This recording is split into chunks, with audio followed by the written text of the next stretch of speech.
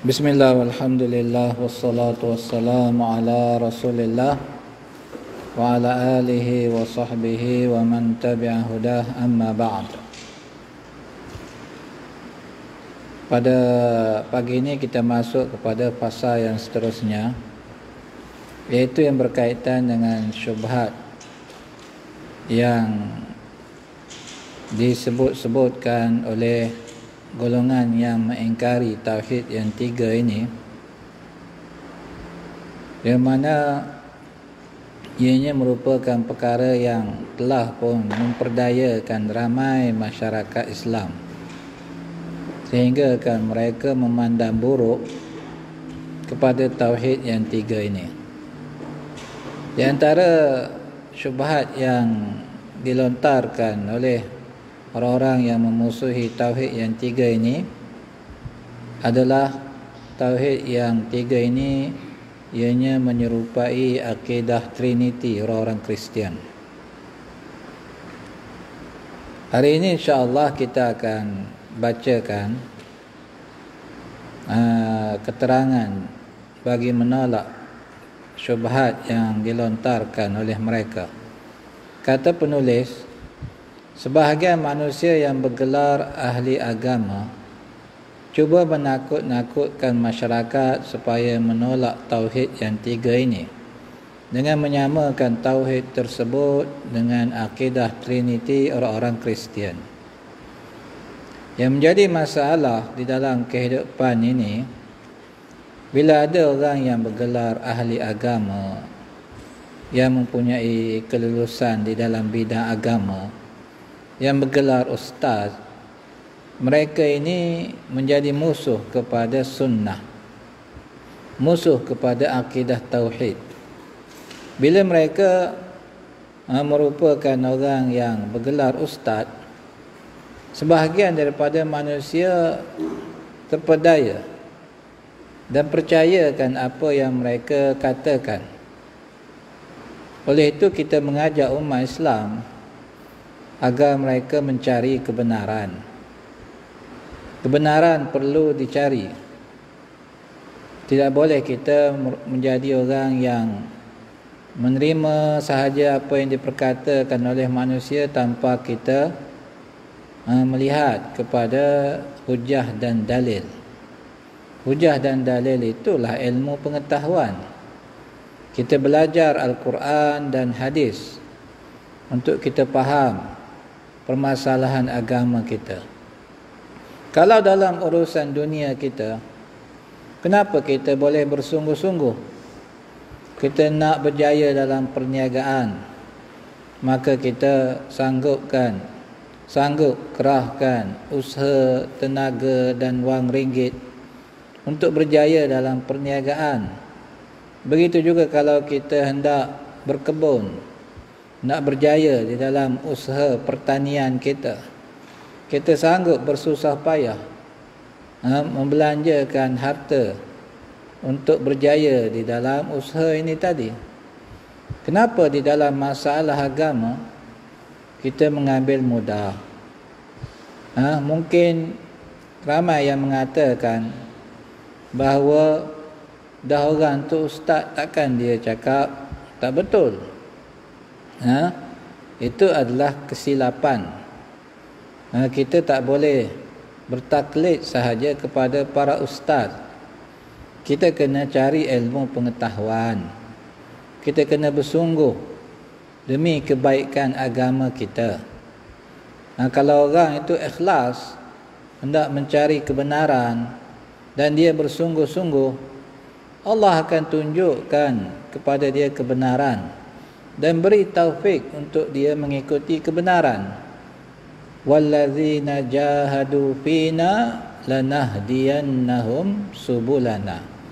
Allah kata dalam Quran, dan orang-orang yang bermujahadah di jalan kami, dia bersungguh-sungguh ingin mencari kebenaran, nakkan hidayat daripada Allah.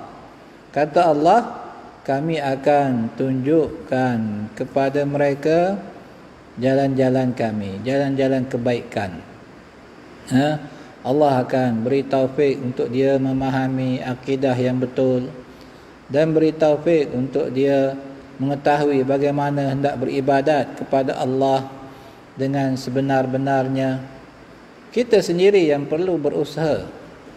Tak boleh kita sekadar mengikut sahaja apa yang diperkatakan oleh orang lain tanpa kita mengetahui hujah dan dalil. Ulama itu diikuti kerana apa? Ahli agama itu diikuti kerana mereka mempunyai hujah dan dalil di dalam menegakkan kebenaran, menyatakan kebenaran. Bukan kerana dia bergelar ustaz ataupun yang dipanggil seorang ulama. Kita dituntut agar mengikuti Al-Quran dan Sunnah.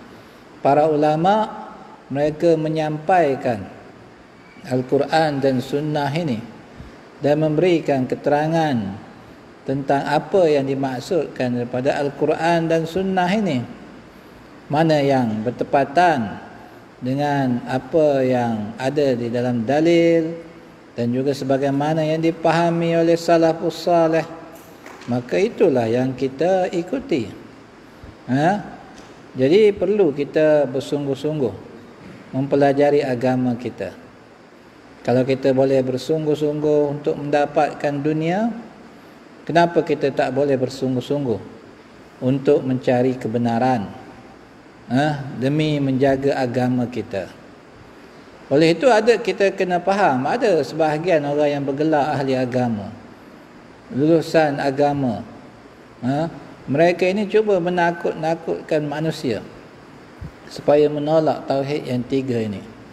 Mereka kata tauhid ini menyerupai akidah Trinity orang-orang Kristian. Kita kena tahu apa itu akidah Trinity orang-orang Kristian. Adakah ia sama dengan apa yang telah pun kita pelajari berkaitan dengan tauhid yang tiga ini? Tauhid Ar-Rububiyah, Tauhid Al-Uluhiyah dan juga Tauhid Al-Asma' wa Sifat. Sama ataupun tidak? Jangan kita dengar sahaja apa yang diperkatakan oleh golongan yang memusuhi tauhid ini. Usaha jahat tersebut sudah tentu mempunyai agenda yang buruk, iaitu mengelirukan masyarakat dan menjadikan mereka tidak dapat membezakan antara syirik dengan tauhid. Kenapa manusia yang memusuhi tauhid ini, tauhid yang tiga ini, berusaha untuk memburuk-burukkan tauhid ini? Kerana mereka merupakan orang-orang yang terjebak kepada dosa syirik. Lalu mereka tak mahu masyarakat sedar dan faham apa yang mereka pegang, apa yang mereka buat merupakan perkara yang bertentangan dengan tauhid. Bila manusia dah belajar apa itu tauhid rububiyah, tauhid uluhiyah, tauhid al-asma' wa sifat, mereka akan dapat bezakan antara tauhid dengan syirik. Dan mereka nampak bahawa apa yang dipegang oleh golongan ahli bid'ah ini sebahagiannya merupakan perkara-perkara yang berbentuk kesyirikan. Ini yang tidak diinginkan oleh golongan-golongan yang memusuhi tauhid yang tiga ini.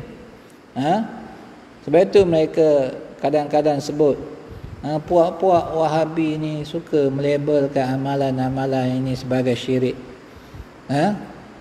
Jadi sekarang ni kalau kamu faham apa itu tauhid, maka kamu sedar bahawa apa yang dibuat oleh sebahagian manusia dengan menyeru nama-nama wali yang telah pun mati, mengharapkan manfaat daripada orang-orang yang dah mati, itu merupakan amalan syirik.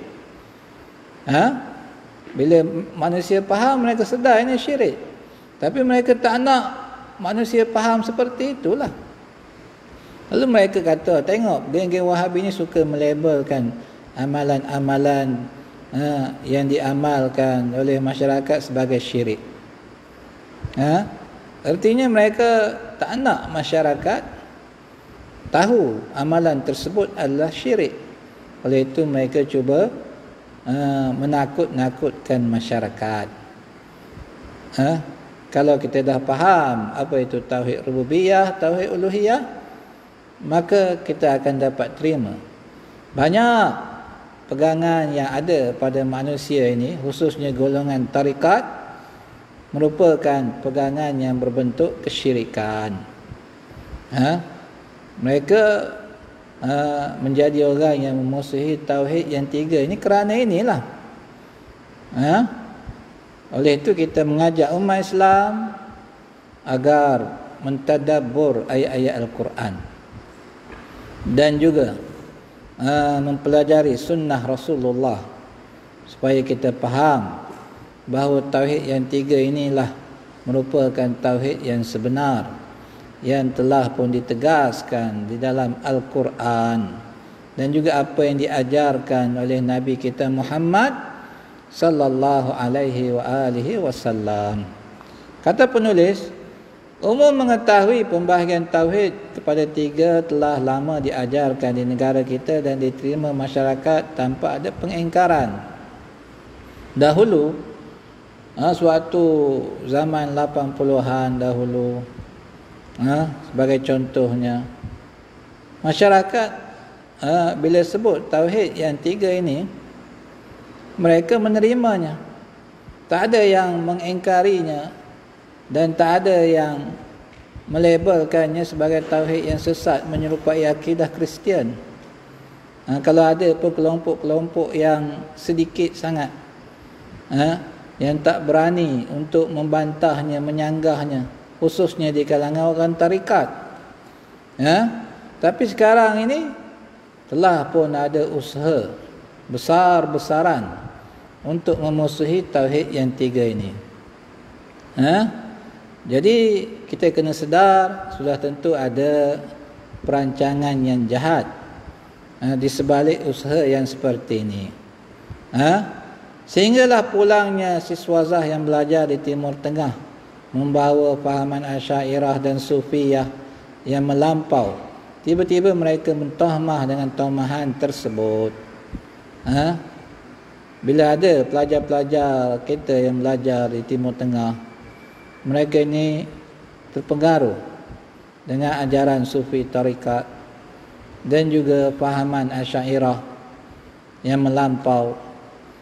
Lalu mereka menyerang tauhid yang tiga ini, melemparkan tomahan dan fitnah terhadap orang-orang yang berpegang dengan tauhid yang tiga ini. Lalu sebahagian manusia menelan bulat-bulat apa yang diperkatakan golongan tersebut kerana jauhnya mereka daripada pemahaman agama yang betul. Apatah lagi tak ramai para ustaz yang mengajar tauhid yang tiga ini dengan sebenar-benarnya. Para ustaz yang ada pada hari ini kita lihat lebih kepada apa? Lebih kepada untuk mencari populariti, ataupun untuk mengumpul wang ringgit. Tak nak tegaskan akidah yang benar ini, tak nak perjuangkan akidah yang benar ini. Mereka hanya mementingkan kepada populariti, nak jadi popular. Yang itu sibuk bernyanyi ketika mana dia mengajar, yang ini sibuk main gitar, yang satu lagi sibuk buat lawak. Bila tauhid yang tiga ini ditahmah, diperangi, kita jarang mendengar ada orang yang mempertahankannya. Memang ada, tapi sedikit. Orang-orang yang popular, khususnya yang berjawatan, mereka ini tidak menjadi orang yang hendak memperjuangkan tauhid yang tiga ini. Sebab sedangkan inilah perjuangan para rasul. Inilah apa yang ditegaskan di dalam Al-Quran. Kalaulah mereka betul-betul hendak memperjuangkan, mempertahankan tauhid yang tiga ini, maka sudah tentu orang-orang yang memusuhi tauhid yang tiga ini tidak akan diberikan ruang untuk mereka menyebarkan kebatilan ini. Namun sayangnya kita lihat golongan yang memusuhi tauhid yang tiga ini semakin bertapak kukuh di negara kita.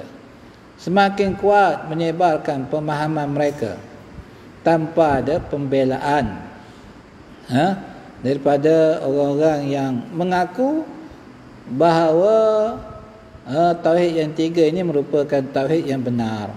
Kalau kamu yakin tauhid yang tiga ini tauhid yang benar, hendaklah kamu pertahankan. Hendaklah kamu membantah, menyanggah apa yang disebarkan oleh musuh-musuh tauhid ini.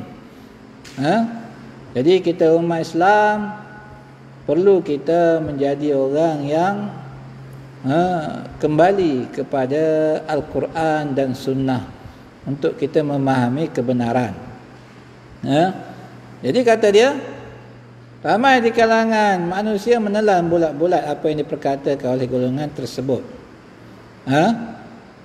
Kerana jauhnya masyarakat daripada pemahaman agama yang betul. Amat sedikit para ustaz yang hendak menjelaskan tentang tauhid yang tiga ini. Lalu masyarakat pun terpengaruh dengan dakwaan musuh-musuh tauhid ini. Sedangkan ramai di kalangan mereka tak mengetahui apakah yang dimaksudkan dengan tauhid yang tiga tersebut dan apakah akidah Trinity orang-orang Kristian. Yang penting ustaz kata, oh ini tauhid sesat, ini tauhid Wahabi, ini tauhid yang menyerupai akidah Trinity orang-orang Kristian. Dia pun memusuhinya, membencinya. Cuba tanya kepada mereka, kamu faham tak apa itu tauhid yang tiga ini? Saya percaya ramai yang tak faham. Kalau mereka faham, mereka tak akan memusuhinya. Masalahnya tak fahamlah. Cuba dengar betul-betul apa yang kita ceritakan tentang tauhid rububiyah. Apa yang kita ceritakan tentang tauhid uluhiyah. Apa yang kita ceritakan tentang tauhid al-asma' wa sifat. Kalau mereka mendengar betul-betul, menghayati dalam keadaan ingin mencari kebenaran, bukan mendengar tu untuk apa? Untuk memusuhi, dan sekadar untuk mencari salah dan silap yang ada pada apa yang disampaikan oleh orang yang membela tauhid yang tiga ini. Kalau sikap macam itu tak akan jumpa kebenaran. Mesti kita ni nak cari kebenaran, nak tahu kebenaran. Kita dengar betul-betul apa yang disampaikan. Kalau mereka faham betul-betul apa tauhid yang tiga ini, maka mereka tidak akan mengingkarinya. Jadi di sini kita mengajak masyarakat belajar betul-betul apa itu tauhid yang tiga dan tahu apakah itu akidah Trinity yang dikatakan menyerupai tauhid yang tiga ini. Lepas tu kamu bandingkanlah, adakah betul apa yang diperkatakan oleh orang-orang yang memusuhi tauhid yang tiga ini ataupun tidak. Kalau kita ikhlas mencari kebenaran, maka kita akan diberi petunjuk oleh Allah. Tapi kalau dah ada penyakit ta'assub kepada apa yang disampaikan oleh ustaz-ustaz mereka, maka mereka ini tak akan jumpa kebenaran. Nombor satunya, minta hidayat dengan Allah kalau betul-betul nak kebenaran. Ya Allah, aku dapati ustaz-ustaz ni telah pun berselisihan, berbala di antara satu sama lain. Manakah kebenaran? Tunjukkan kepada aku kebenaran, ya Allah.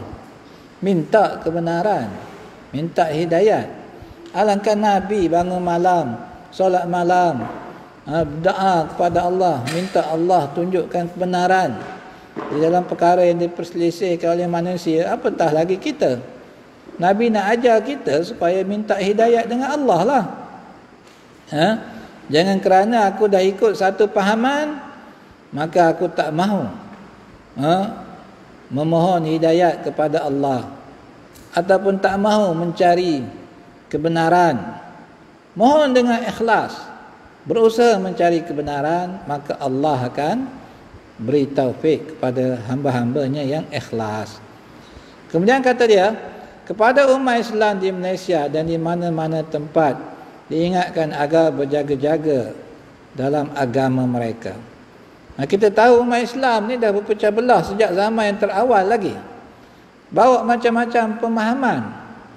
Jadi takkan semua kita terima belaka, nak kata betul belaka. Sudah tentu ada yang betul dan ada yang salah. Yang betul inilah yang kita kena cari. Kebanyakannya adalah salah. Kerana 73 kumpulan yang Nabi kata berpecah itu, kesemuanya masuk neraka kecuali satu kumpulan. Orang yang mengikuti jalan Nabi, sunnah Nabi dan mengikuti jalan sahabat. Ini yang perlu kita cari. Ingatlah bahawa kita hidup di akhir zaman, yang mana hawa nafsu menguasai manusia, kecuali orang yang dipelihara oleh Allah. Manusia menjadi orang yang mengikut hawa nafsu kerana ta'assubnya kepada seseorang ataupun pada kelompok yang tertentu. Jadi dia tak nak menerima kebenaran, memikirkan apa yang diperingatkan oleh orang yang membawa kebenaran ini. Carilah kebenaran dengan bersungguh-sungguh kerana fitnah akhir zaman seumpama malam yang gelap gelita.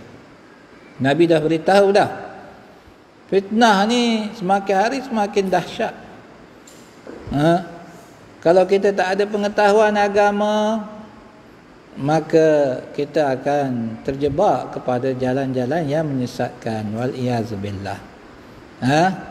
Tidak selamat daripada fitnah tersebut melainkan orang yang mengambil pedoman yang ada dalam Al-Quran dan hadis. Hanya orang yang ambil berat tentang agamanya, nak betul-betul belajar Al-Quran dan hadis ini, mereka ini yang akan diberi taufik oleh Allah untuk selamat daripada jalan kesesatan. Menyamakan tauhid yang tiga dengan akidah Trinity merupakan kejahilan yang nyata.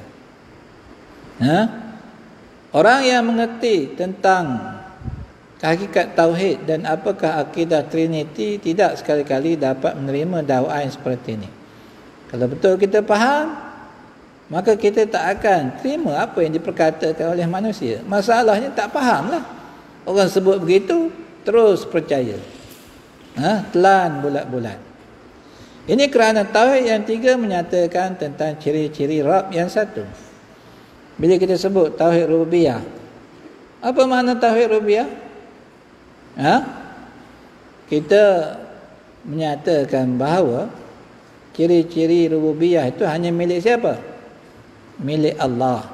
Bila kita menyatakan tentang tauhid uluhiyah, ciri-ciri uluhiyah, hak-hak uluhiyah itu hanyalah milik Allah. Bila kita nyatakan tentang tauhid al-asma' wa sifat, kesempurnaan yang ada pada nama dan sifat ini hanya milik Allah. Sahih? Tak ada sesuatu pun yang menyamai Allah, menyerupai Allah, bersekutu dengan Allah ke dalam ketiga-tiga tauhid ini. Itu tauhid yang tiga.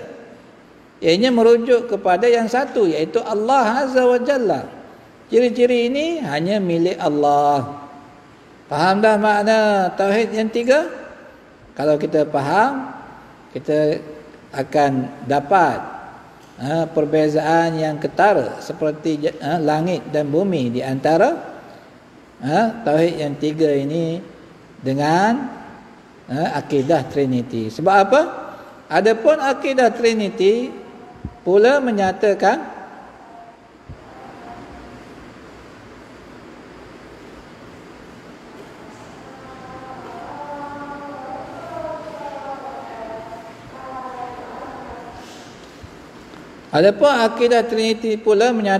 tiga unsur berlainan yang berkongsi sifat ketuhanan. Artinya akidah Trinity orang Kristian ni, mereka beriktikad pada tiga perkara. Yang mana ketiga-tiga perkara ini memiliki ciri-ciri ketuhanan. Apa ketiga perkara tersebut? Unsur tersebut adalah Tuhan Ayah. Tuhan Ayah itu mereka kata Allah lah. Tuhan Anak. Tuhan Anak siapa? Nabi Isa. Mereka kata Isa merupakan anak Allah. Dan roh yang suci, Rohul Kudus. Jadi ini akidah mereka.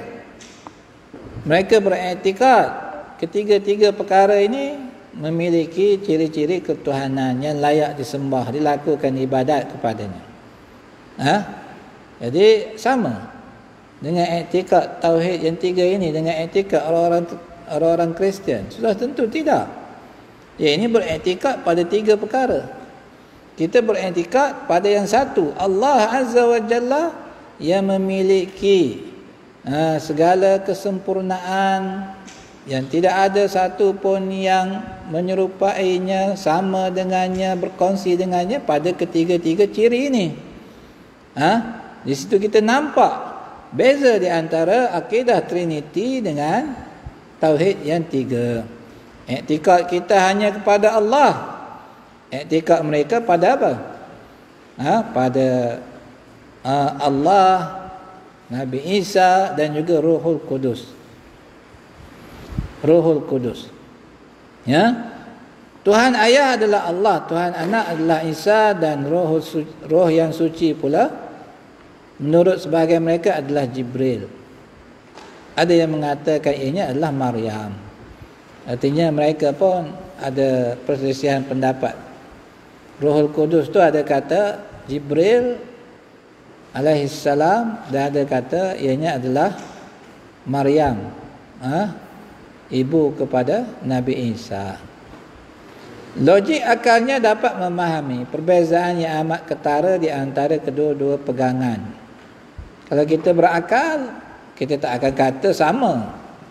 Ini beriktikad pada yang satu, yang kelompok ini pula beriktikad pada tiga perkara. Yang pertama, mentauhidkan Allah pada ciri-ciri dan sifatnya. Yang kedua, menjadikan selain Allah sebagai tandingan baginya dengan berkongsi sifat ketuhanan. Ini ayah Tuhan, ini anak Tuhan, ataupun ini Tuhan ayah, ini anak Tuhan, dan satu lagi Ruhul Kudus. Yang pertama menyembah Rabb yang satu. Yang kedua menyembah tiga perkara yang berlainan.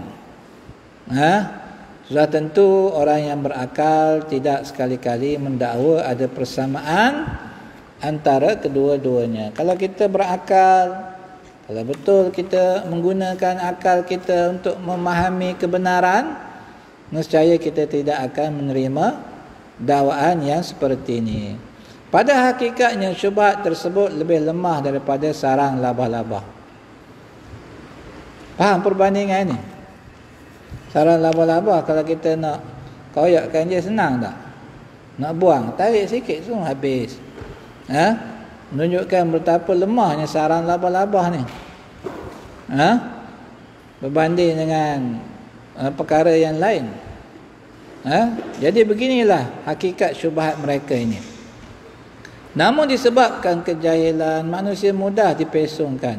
Syubhat seperti ini tidak layak untuk diambil kira kerana ianya dikeluarkan oleh orang yang rosak akalnya atau pengikut hawa nafsu. Hanya orang yang tak boleh berfikir dengan betul, mereka akan menerima dan menyebarkan syubhat yang seperti ini. Ataupun memang orang tu tahu benda ni tak betul, tapi matlamat dia adalah apa? Matlamat dia adalah untuk menentang kebenaran. Yang penting lawan, yang penting cuba takutkan masyarakat, supaya mereka tak terima tauhid yang tiga ini. Itu matlamat mereka. Oleh itu, walaupun syubhat ini merupakan syubhat yang amat lemah, mereka tetap cuba memperdayakan manusia dengannya. Ingat, di kalangan manusia ini juga ada pengekor hawa nafsu. Siapa pengekor hawa nafsu ni? Orang ni dah tahu dah apa yang dia pegang tu salah. Kebenaran ada pada pihak yang lain, tapi dia tetap nak pertahankan kebatilan. Kerana mengikut hawa nafsu lah. Kalau dia inginkan kebenaran, dia tidak akan berbuat demikian. Pengekor hawa nafsu ni ada di mana-mana zaman. Sanggup menyelisihi hujah dan dalil kerana ta'assub kepada perkara-perkara yang tertentu. Jangan kita menjadi kelompok yang seperti ini. Kalau betul kita cintakan Allah, cintakan kepada Nabi, hendaklah kita fahami betul-betul Al-Quran dan hadis ini. Pelajari betul-betul dan berpeganglah dengannya. Namun oleh kerana ramai yang terpengaruh dengannya, maka perlulah dibantah agar umat Islam tidak tertipu dengan golongan tersebut. Ramai orang terpedaya. Sebab apa? Oh, ini ustaz yang kata. Pula tu kalau ada yang pandai bercakap, petah bercakap, boleh menarik pemikiran manusia agar menerima apa yang dia perkatakan. Kerana ramai yang pandai bercakap ni lah yang menyebabkan manusia susah menerima kebenaran. Pandai bercakap tapi bukan dengan ilmu pengetahuan yang betul. Oleh itu kita jangan pandang orang tu pandai bercakap. Kita pandang apa isi yang dia perkatakan. Nabi kata wa inna minal bayani la sihra. Dan sesungguhnya di antara sebahagian daripada penyampaian itu adalah sihir. Apa maksud sihir ni? Bukan sihir yang pakai yang pakai benang tiup-tiup tu, bukan. Kepetahan seseorang itu bercakap boleh menyihirkan akal manusia, sehingga manusia menelan apa sahaja yang dia perkatakan, kerana terpengaruh dengan kehebatan si fulan ini dalam berkata-kata. Ini ada pada sebahagian manusia. Sebab itu ramai di kalangan golongan ahli bid'ah, mereka akan mencari orang yang pandai bercakap untuk menarik manusia agar mengikuti pemahaman mereka. Mereka latih pemindato-pemindato yang hebat supaya manusia mudah mengikuti apa yang mereka perjuangkan. Kita kalau nakkan kepada kebenaran, jangan tengok si fulan tu bercakap, Masya Allah, kalau aku keluar daripada ceramah dia berkobar-kobar, bersemangat aku untuk memperjuangkan Islam sebagai contohnya. Cakap berapi-api, takbir semua, semangatnya bila mendengar ceramah yang disampaikan oleh si fulan ini. Memang biasa manusia akan mudah terpengaruh bila mendengar orang yang pandai berceramah, bercakap. Mereka akan mudah terpengaruh. Kita yang nakkan kepada kebenaran, jangan kita pandang pada kehebatan berkata-kata. Lihat pada apa yang diperkatakan. Adakah ianya bertepatan dengan Al-Quran dan Sunnah serta pemahaman salafus salih? Itu yang perlu kita perhatikan.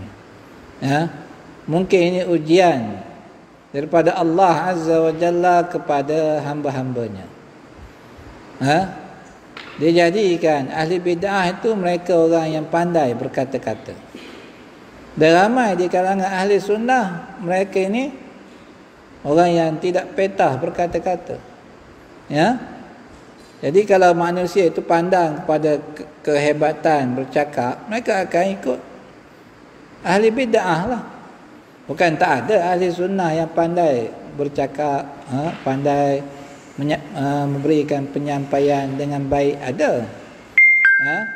Akan tetapi kita perhatikan, ramai di kalangan mereka tidak memiliki ciri yang seperti itu. Ini adalah ujian buat manusia. Kalau kamu nak tengok pada orang pandai bercakap, bukan pada apa yang dia sampaikan, maka kamu akan mudah dipesongkan. Lihat pada isi apa yang disampaikan. Perhatikanlah, nilaikanlah, ianya berdasarkan kepada dalil Al-Quran dan hadis. InsyaAllah dengan itu kamu akan memperolehi kebenaran. Pada hakikatnya penentang tauhid yang tiga ini tidak mahu masyarakat memahami kebatilan fahaman mereka yang mengajak kepada kesyirikan dan kekufuran, seperti dakwaan boleh bersatu dengan Tuhan. Antara bentuk akidah yang berbentuk syirik dan kufur adalah apa? Akidah boleh mendakwa boleh bersatu dengan Tuhan. Ini akidah siapa?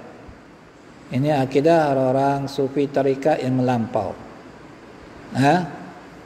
Jadi ada juga orang tarikat yang mendakwa kita tak bawa pahaman wahdatul wujud. Kita hanya bawa pahaman wahdatul syuhud, kata dia. Ini hanyalah muslihat untuk menyembunyikan akidah orang tarikat yang sebenar. Kalau kita tengok kalang-kalang pembesar-pembesar tarikat ni, kita panggil pembesar sebab itu adalah guru besar mereka. Pembesar tarikat, bukan pembesar kita. Pembesar-pembesar tarikat ni, mereka ini jelas mengatakan tentang masalah bersatu dengan Tuhan. Tapi ada sebahagian daripada pensyarah di negara kita ni, mereka cuba menafikan adanya pahaman wahdatul wujud. Kata mereka sebenarnya yang dipegang oleh orang tarikat itu wahdatul syuhud. Jadi tuduhan bahawa orang tarikat membawa pahaman wahdatul wujud tu tak betul, kata dia.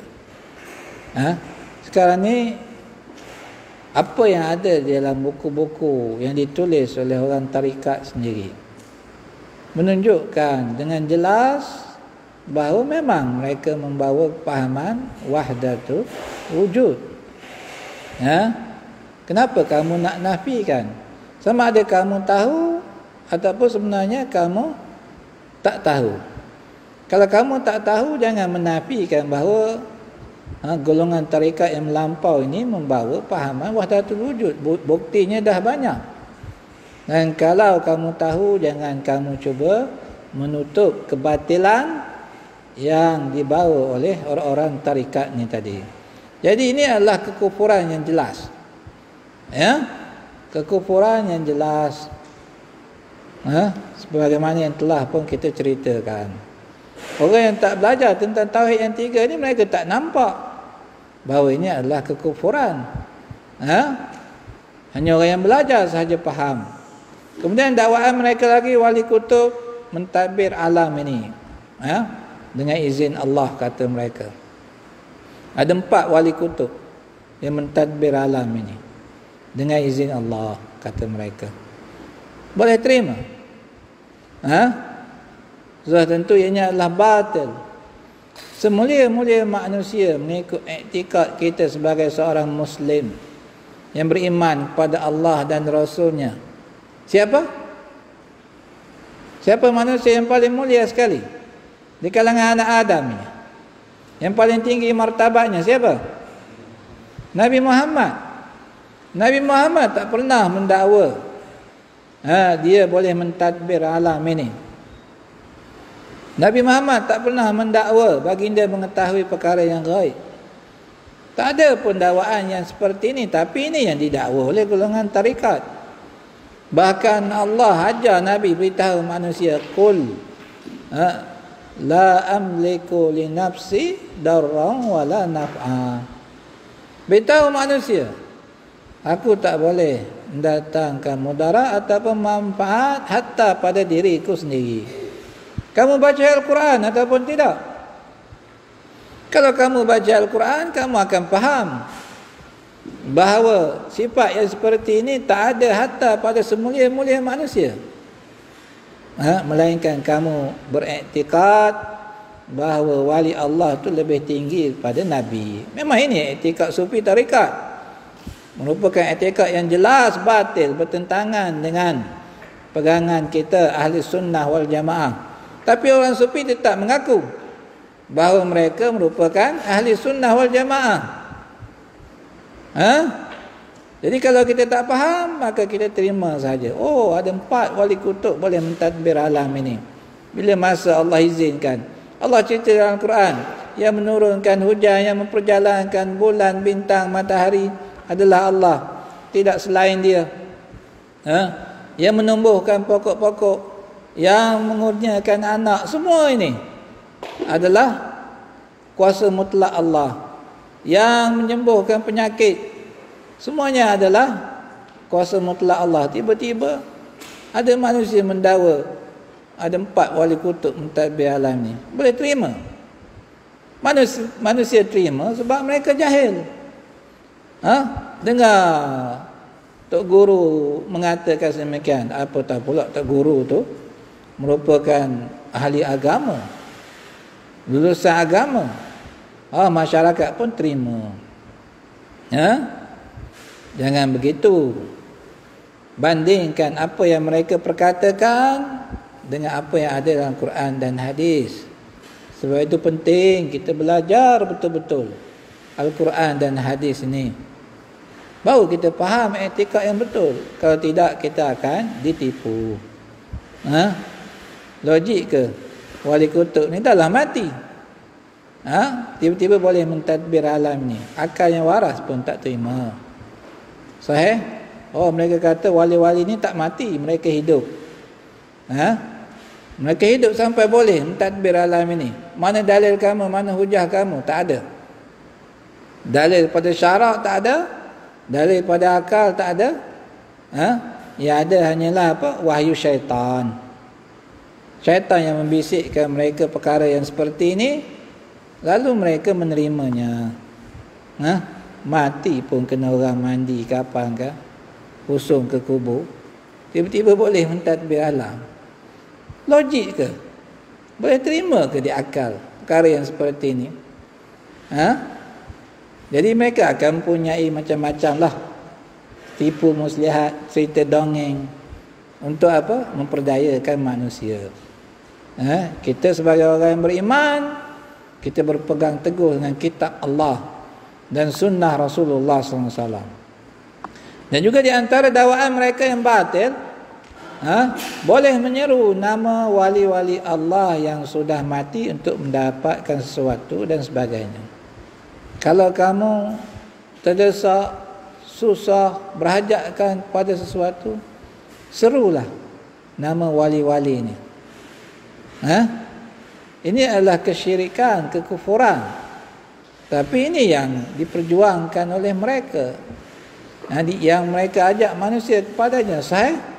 Sebab itu mereka memuja kuburan, mengagungkan kuburan. Kalau buat apa rihlah, ataupun kita panggil apa, melancong, mereka akan melancong ke kubur, ataupun mereka panggil makam para wali. Untuk apa? Untuk berdoa di situlah. Doa di situ mustajab, kata mereka. Kenapa mustajab? Sebab mereka menjadikan ahli kubur itu sebagai apa? Perantaraan di antara mereka dengan Allah, pemberi syafaat buat mereka di sisi Allah. Sebab itu mereka kata doa di kubur si fulan ni tadi mustajab. Ini jelas merupakan amalan orang-orang musyrikin jahiliyah yang terdahulu, yang menjadikan mereka dikira sebagai kafir. Kalau kamu nak selamat daripada dosa yang seperti ini, mensyirikkan Allah, kufur kepada Allah, jangan kamu menganggap bahawa ahli kubur itu merupakan pemberi syafaat buat kamu di sisi Allah. Mereka ni tak ada hujah untuk menyanggah dalil-dalil yang dibawa oleh ahli sunnah, ahli tauhid ni, melainkan mereka kata apa? Puak-puak Wahabi ni, mereka ni orang yang tak menghormati para wali, tak menghormati Nabi, kata mereka. Sebab apa? Sebab kita nak pergi kubur Nabi, nak ambil syafaat Nabi, kata mereka. Orang Wahabi ni larang. Mereka ni tak menghormati Rasulullah. Kita nak sambut hari kelahiran Nabi, mereka ni larang, kata bid'ah. Jadi kata mereka, tengok puak-puak Wahabi ni mereka ini tidak menghormati Nabi, tak menyanjung Nabi dengan sebenar-benarnya. Macam itu ke cara menghormati Nabi? Cara kita nak hormat Nabi, kita kena apa? Kena ikuti ajaran Nabi dengan sebenar-benarnya. Belajar Al-Quran dan Sunnah ini, fahami betul-betul apa itu yang disampaikan oleh Nabi di dalam Sunnah baginda. Itu cara cinta, itu tanda cintanya kepada Nabi. Bukan kata cinta kepada Nabi tapi ajaran Nabi tak pedulikan. Benda yang Nabi larang kita buat, benda yang Nabi suruh kita tinggalkan. Saya nak orang tarikat tinggalkan apa yang Nabi suruh? Bukan setakat satu dua perkara, tinggalkan syariat Nabi Muhammad itu keseluruhannya pun boleh pada mereka. Kerana syariat ni martabat orang awam, kata mereka. Kita golongan ahli hakikat dan makrifat.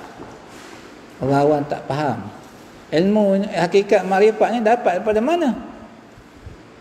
Kalau daripada Nabi yang ajar sudah tentu ada dalam hadis. Sahih? Ilmu hakikat makrifat ni mereka dapat daripada tok guru tarikat. Bukan daripada Nabi Muhammad. Jadi jangan kita terpedaya dengan kelompok yang seperti ini. Kemudian kata dia, oleh itu mereka cuba menakutkan masyarakat dengan dakwaan tersebut. Oleh itu mereka fokus untuk apa? Menentang tauhid yang tiga ini, menjadikan masyarakat keliru dan takutkan kepadanya. Jadi penutup, kita habiskan hari ini. InsyaAllah esok kita akan fokuskan kepada kitab Miskul Khitam. Penutup, semoga dengan usaha yang kecil ini ianya dapat membantu umat Islam mengenali pencipta mereka dan mentauhidkannya. Orang tarikat pun suka belajar ilmu mengenal Allah, tapi ilmu mengenal Allah mereka adalah lain dengan apa yang ada dalam Al-Quran dan hadis. Mereka ingat mengenal Allah tu kesudahannya boleh sampai bersatu dengan Allah. Itu matlamat mereka. Itu yang mereka kejar. Itu ilmu tauhid mengikut siapa? Mengikut ahli tarikat. Artinya nak kenal Allah tu sampai boleh bersatu dengan Allah. Itu tauhid mereka. Beza kita tauhid, orang-orang yang beriman, tauhid kita adalah mengagungkan Allah dengan sebenar-benarnya, dengan menafikan adanya persamaan, perkongsian di antara makhluk dengan Khalik. Mereka dakwa makhluk boleh bersatu dengan Khalik. Jadi itu adalah iktikad mereka. Nak kenal pencipta kita, belajar Al-Quran dan hadis. Bukan belajar kitab-kitab tarikat. Nak kenal pencipta sampai ke tahap boleh bersatu dengan pencipta, itu batil. Kemudian kata dia, hanya dengan pengetahuan tentang tauhid dan berpegang dengannya melayakkan kita mencapai redha Allah dan memasuki syurganya. Nak jadi ahli tauhid kena ikut apa yang diperjuangkan oleh para rasul, bukan ikut tok guru tarikat. Jadi jalan yang membawa kepada syurga Allah hanyalah apa yang disampaikan oleh para rasul. Kita umat Muhammad, kita kena ikut ajaran yang dibawa oleh Nabi Muhammad, syariat yang telah pun ditinggalkan oleh Nabi Muhammad. Jangan keluar daripadanya. Keluar daripada syariat Muhammad merupakan kekufuran dan kesesatan yang nyata. Ingat, tak ada jalan yang boleh menyelamatkan kita di dunia dan di akhirat. Tak ada jalan yang boleh mengangkat martabat kita di sisi Allah melainkan apa yang ada pada ajaran Nabi Muhammad. Siapa yang mendakwa boleh keluar daripada syariat Muhammad, maka orang yang seperti ini terkeluar daripada agama Islam. Janganlah terpedaya bahawa golongan yang digelar wali Allah itu, mereka ini mempunyai martabat yang lebih tinggi daripada para rasul. Ini etika yang batil, dan juga bertentangan dengan pegangan ahli sunnah wal jamaah. Kemudian kata dia, ingatlah bahawa jalan menuju ke syurga penuh dengan ranjau berliku dan halangan. Kita tahu nak dapatkan syurga, syurga ni mahal harganya, betul. Nilainya tinggi, mahal. Takkan boleh dapat dengan senang-senang sahaja. Kita akan berhadapan dengan ujian, cabaran. Jadi perlu kita bekerja keras, bersungguh-sungguh untuk mencapai syurga Allah. Perkara yang pertama yang perlu kita buat adalah kita mempelajari ilmu yang ada di dalam Al-Quran dan hadis. Dengan taufik pada Allah dan pengetahuan kita, dan ilmu pengetahuan, kita akan berjaya. Nak syurga, Nabi dah beritahu dah. Man salaka tariqan yaltamisu fihi ilman sahalallahu lahu bihi tariqan ilal jannah. Cari ilmu pengetahuan yang ada dalam Al-Quran dan hadis, bukan ilmu pengetahuan yang luar daripada Al-Quran dan hadis. Orang tarikat, mereka mengambil sebahagian pada ayat-ayat Al-Quran hanya untuk apa? Untuk menyokong fahaman mereka yang batil. Bukan mereka belajar, baca isi kandungan Al-Quran keseluruhannya. Mereka ambil ayat yang tertentu untuk dijadikan dalil bahawa fahaman mereka betul.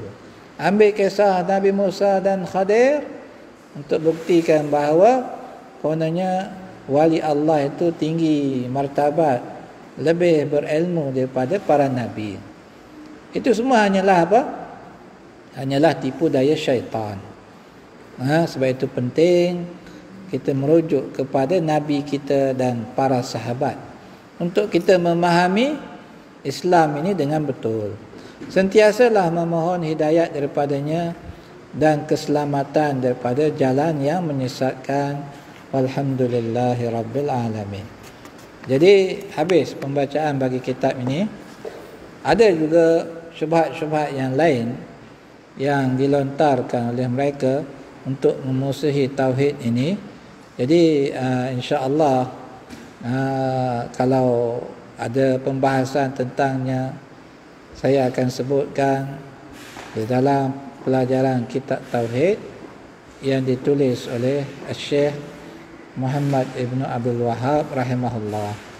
Jadi kita berhenti setakat ini dahulu, dan insya-Allah selepas daripada ini, bagi pelajaran pagi ini kita fokuskan kepada kitab Miskul Khitam. Subhanakallahumma